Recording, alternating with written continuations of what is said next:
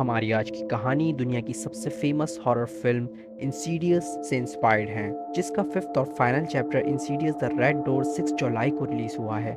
जहां पूरी पुरानी कास्ट वापस आ रही है नए डेमंस का सामना करने, और इसीलिए इंटरेस्टिंग हॉरर स्टोरीज लाया है इंसीडियस का एक रेस अपनी इस कहानी में। तो चलो स्टार्ट करते हैं।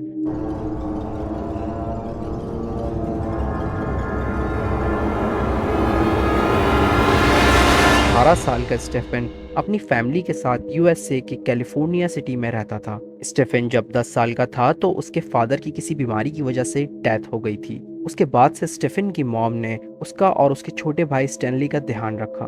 स्टेफन ने अपनी फैमिली की हालत समझी और पढ़ाई की तरफ बहुत ज़्यादा ध्यान देने लगा। स्टेफन जल्द ही अपने स्कूल का टॉपर बन गया और उसका एडमिशन बहुत ही बड़े प्रेस्टिजियस कॉलेज में भी हुआ। स्टेफन के एडमिशन से फैमिली के सभी लोग बहुत ही खुश थे। उसे भी अपना नया कॉलेज बहुत पसंद आ रहा था। एक दिन एक बुक ढूंढने के लिए स्टेफन अपनी दोस्त एंडी के साथ कॉलेज की लाइब्रेरी में पहुंचा। एंडी वहीं टेबल पर बैठकर अपनी बुक पढ़ने लगी, जबकि स्टेफन ने पूरी लाइब्रेरी में वो बुक को ढूंढना शुरू कर दिया। ढूंढते ढूंढते स्टेफन लाइब्रेरी के फर्स्ट फ्लोर पर पहुंच गया। बड़ी बड़ी शेल्फ के बीच वो एक बुक उठाने लगा।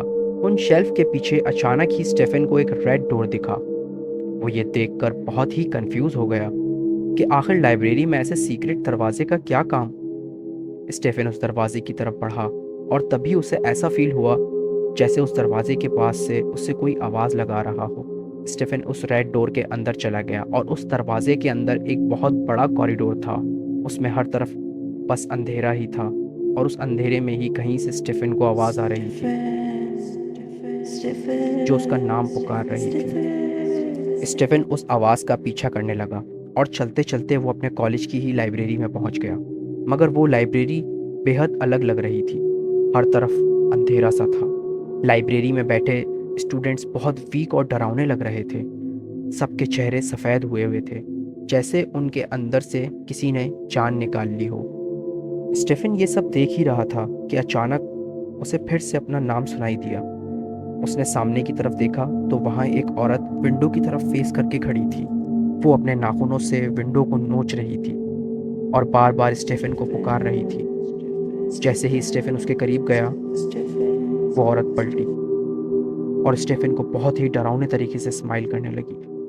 देखते ही देखते उस औरत का चेहरा बदलने लगा। उसका चेहरा बिल्कुल लाल हो गया था और जिस्म काला पड़ गया। ऐसा लग रहा था कि जैसे वो कोई शैतान हो। स्टेफन को देखते ही वो शैतान घुर्राया। स्टेफन को पकड़ने की कोशिश भी करने लगा। स्टेफन बहुत डर गया और घबराकर वापस उस रेड डोर की तरफ भागने लगा, मगर अब वहाँ रेड डोर था ही नहीं। स्टेफन एक अलग डरावनी दुनिया में फंस चुका था। वहीं दूसरी तरफ असली दुनिया में स्टेफन लाइब्रेरी के ग्राउंड फ्लोर पर बैठा कांप रहा था। उसकी आंखें बंद थीं। एंडी ने जब उसे कांपते देखा तो उसने जल्दी से स्टेफन के चेहरे पर पानी छिड़का और जोर से स्टेफन का नाम पुकारा। तब जाकर स्टेफन होश में आया। एंडी ने उसे बताया कि पिछले कुछ मिनट पहले लाइब्रेरी में बैठे बैठे सो गया था और फिर अचानक ही वो कांपने लगा। स्टेफन लाइब्रेरी के फर्स्ट फ्लोर पर गया ही नहीं। इनफैक्ट उस लाइब्रेरी का फर्स्ट फ्लोर कहीं सालों से बंद पड़ा था। स्टेफन ये सब सुनकर कुछ नहीं बोला और अपने घर लौट गया। शाम हो चुकी थी और स्टेफन घर जाते ही किसी से बिना कुछ कहे अपने कमरे में जाकर सो गया। स्टेफन सपने में दोबारा उसी कमरे में था और वो एक बड़े से कमरे में कैद था और उसके आसपास बस अंधेरा था। तभी उसे फील हुआ कि जैसे उसके पीछे कोई खड़ा था। वो जैसे ही पलटा उसने देखा कि वही डेविल उसके पीछे खड़ा मुस्कुरा रहा था। उसने स्टेफन के सर पे हाथ रखा और स्टेफन बुरी तरह चिल्लाने लगा। उसकी आंखें सफ़ेद हो गईं। असली दुनिया में स्टेफन सोते हुए दोबारा कांपने लगा था। इस बार वो ज़ोर ज़ोर से दर्द की वजह से चीखने भी लगा था। तभी स्टेनली भागता हुआ स्टेफन के रूम में आया और उसने अपने भाई को जगाया। स्टेफन दोबारा नींद से उठ तो गया था, मगर इस बार कुछ अलग था।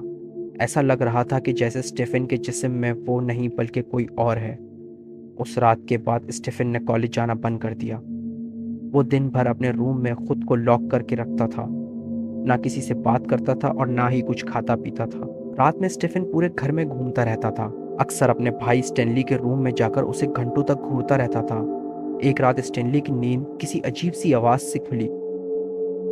वो जब उठा तो उसने देखा कि स्टेफन कमरे में एक कोने में बैठा दीवार पर कुछ खरोच रहा था। उसने अपने भाई को काफ़ी आवाज़ लगाई, मगर स्टेफन ने कोई जवाब नहीं दिया। जब स्टेनली स्टेफन के पास गया तो उसका दिल दहल उठा। स्टेफन कोने में बैठा कीड़े खा रहा था। उसकी आंखें पूरी तरह सफ़ेद हुई हुई थीं और वो अपने नाखूनों से दीवार पर कुछ अजीब सा एविल मंत्र खरोच रहा था। अचानक स्टेफन ने स्टेनली की तरफ देखा और उसका गला पकड़ लिया। स्टेफन जोरों से अपनी माँ को आवाज़ देने लगा। ये सब आवाज़ सुनकर मॉम रूम में आ गई और उन्होंने देखा कि स्टेनली अपना गला पकड़कर खांस रहा है और वहीं पे स्टेफन बेहोश पड़ा है। ये सब देखने के बाद स्टेफन की मॉम समझ गई कि स्टेफन पर कोई साया है और इसीलिए वो अपनी दोस्त एलेक्स के पास पहुंची। एलिस एक डेमोनोलॉजिस्ट और पैरानॉर्मल एक्सपर्ट थी। वो स्टेफन के घर आई और उसका चेकअप करने लगी। एलिस को जल्द ही समझ आ गया था कि आखिर स्टेफन के साथ क्या हो रहा था। उसने स्टैनली और उसकी मॉम को बताया कि स्टेफन एस्ट्रल प्रोजेक्शन कर सकता है, यानी सोने के बाद उसकी रूह हमारी दुनिया छोड़कर दूसरी दुनिया में ट्रैवल करने लग जाती है। और इस बार स्टेफन की रूह बहुत ज़्यादा दूर चली गई है।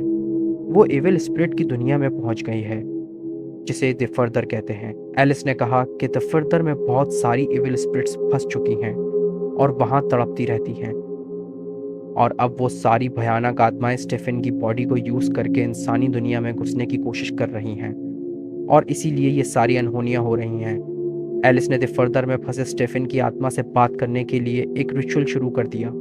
एलिस, स्टेनली और स्टेफन की मॉम तीनों ने एक दूसरे का हाथ पकड़ा और अपनी आंखें बंद कर लीं। दूसरी दुनिया में फंसे स्टेफन को एलिस की आवाज़ आने लगी और एलिस ने उससे कहा कि वो उसकी आवाज़ का पीछा करके रेड डोर तक पहुंच सकता है और अपनी दुनिया में वापस आ सकता है।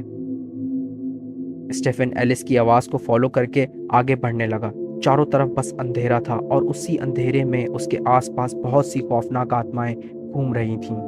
तभी अचानक स्टेफन को उन आत्माओं के बीच बैठा डेविल नजर आया, जो उसे बेहद गुस्से से देख रहा था। ये देखते ही स्टेफन बहुत डर गया और एलिस की आवाज़ की तरफ भागने लगा। स्टेफन को देखकर वो डेविल स्टेफन का पीछा करने लगा। उसने स्टेफन का पैर पकड़ लिया। स्टेफन ज़मीन पर गिर पड़ा। अब धीरे धीरे वो सारी भयानक आत्माएं स्टेफन के पास आ गईं और उसे घेरने लगीं। असली दुनिया में स्टेफन दर्द से चिल्ला रहा था। उसके कमरे का सामान खुद ब खुद गिर रहा था।